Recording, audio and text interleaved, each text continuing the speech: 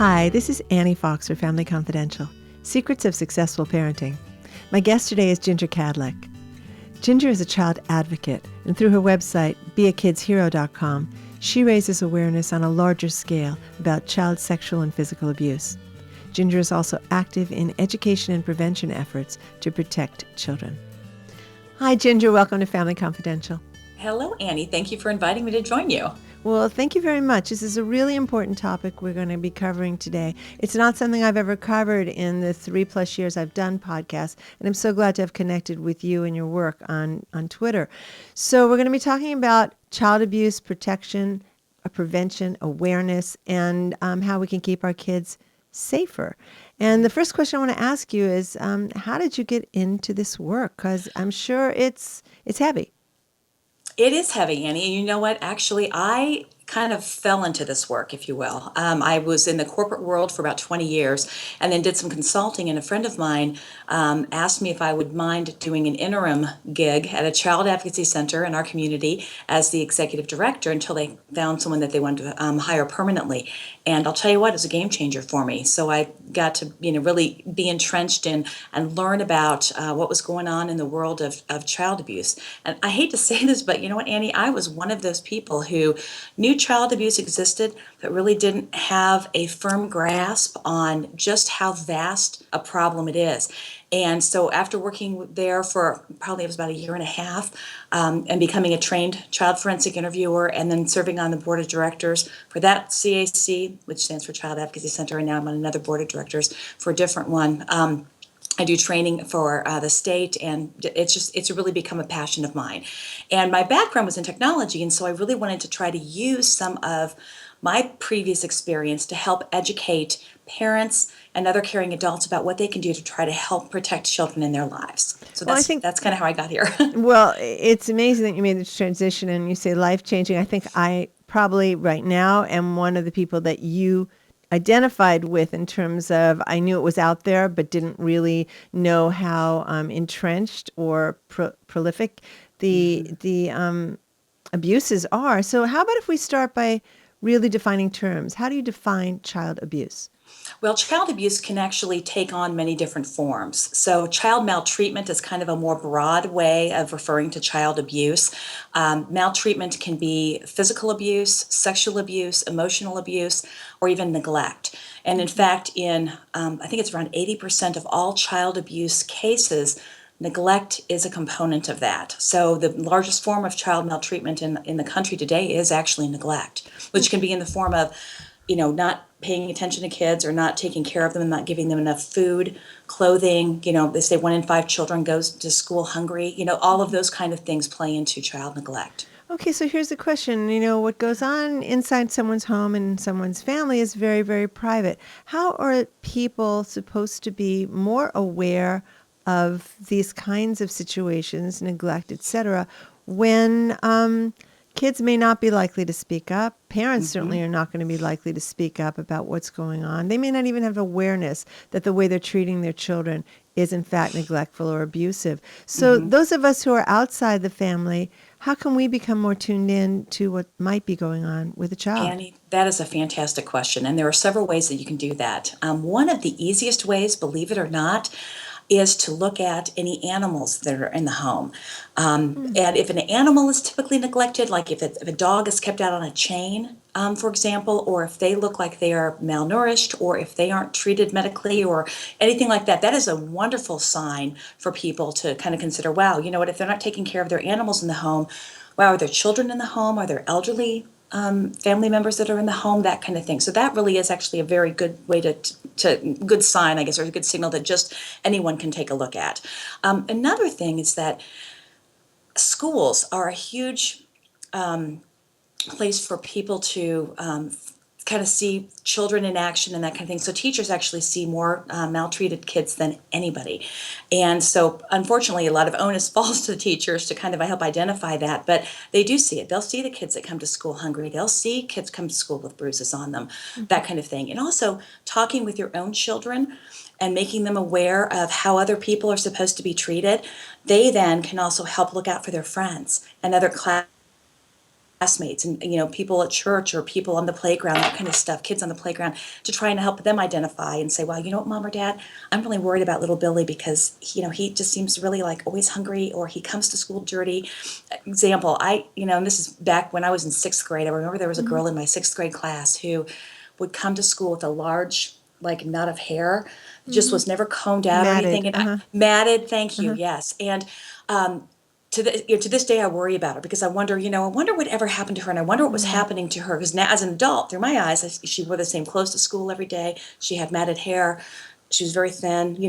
I kind of wonder, that probably was a victim of maltreatment, or neglect in her home. Yeah, so it's really interesting. Let's talk about the teachers because they see 30 kids every day, and I'm always very appreciative of the work that teachers do, and also the fact that they could be kind of the first line of defense for kids who if that trust is there. So if a teacher, for example, is suspicious in some way of the treatment that a child is getting at home, what can he or she do first step?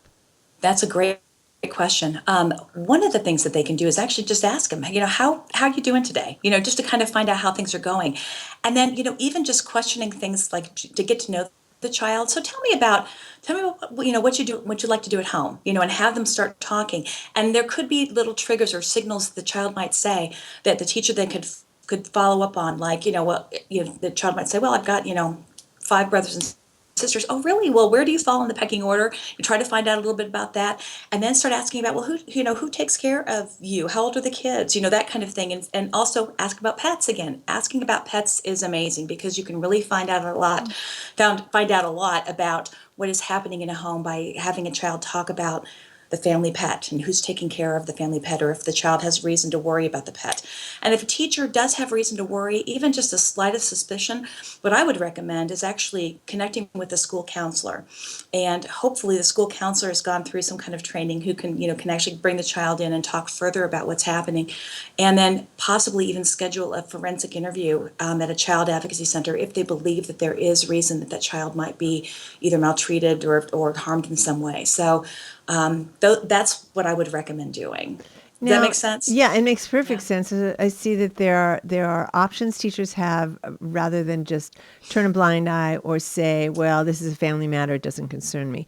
I Right. think that tends to be an attitude prevalent from parent to parent, maybe Mm-hmm. not so much on a teacher level.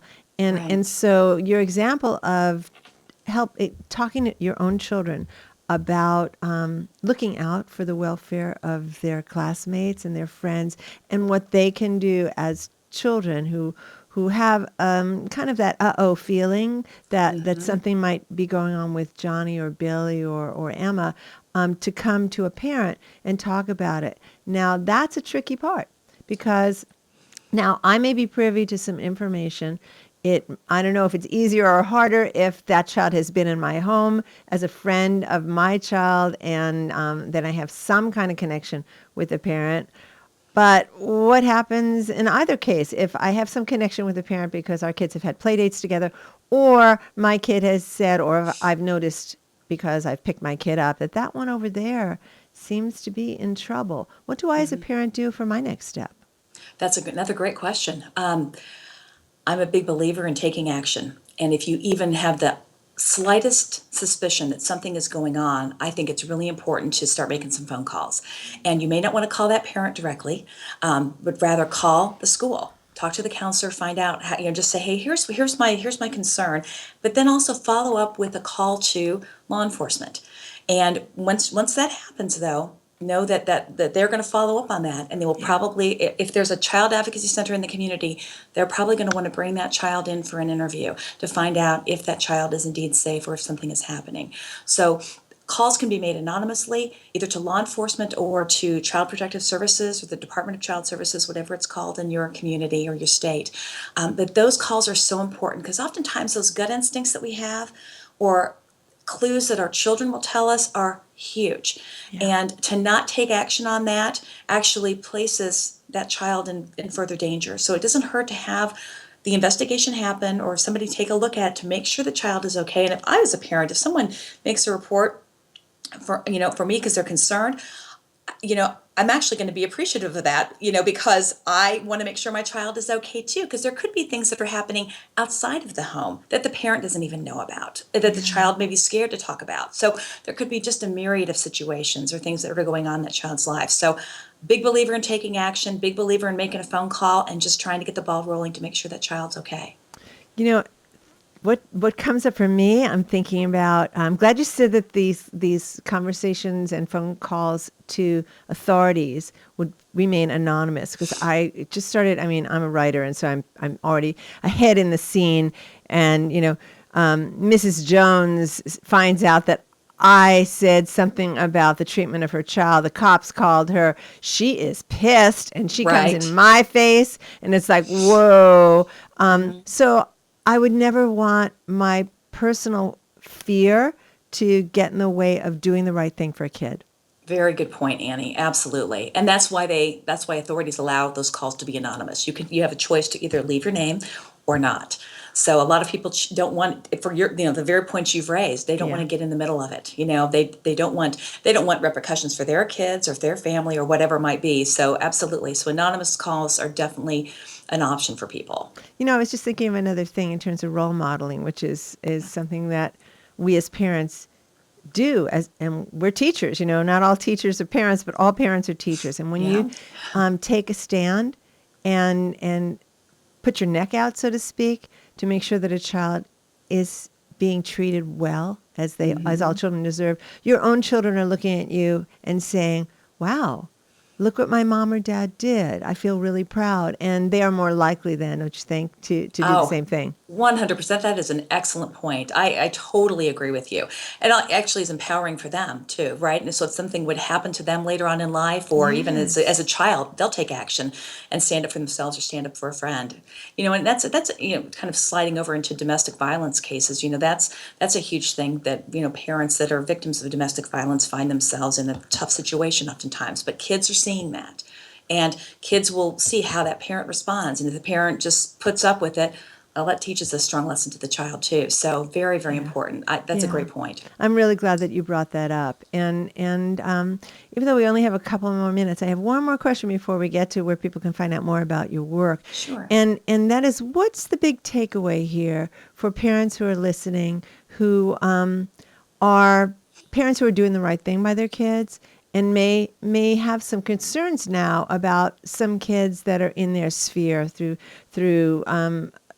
youth organizations that their kids may belong in, teams and things like that. That kid over there, I've always wondered, is that kid okay? What's the number one takeaway for parents today who've heard this and want to be more proactive about helping kids? I would say trust your gut. I mean, people Mm-hmm. have an intuitive or instinctive reaction or thought about situations that are often spot on.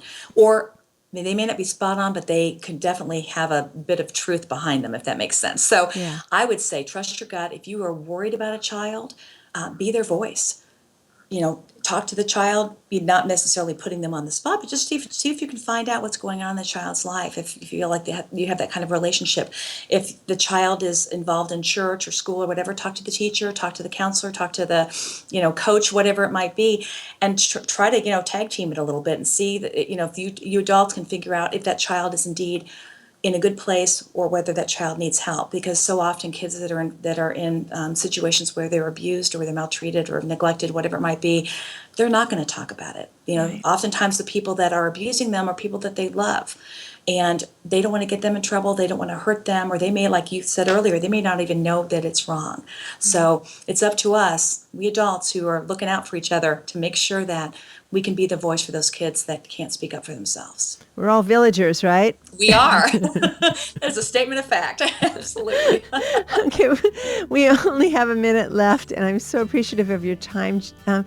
Ginger, could we just give out a URL where our listeners and viewers can find out more about the work that you do? Absolutely. I invite everyone to come to beakidshero.com, and there I write about different issues related to child abuse prevention and education for parents, and hope you can have a chance to go visit me. And I'm also on Facebook and Twitter and Pinterest and Instagram and LinkedIn and all over the place. So I'd love to meet everybody out on the web.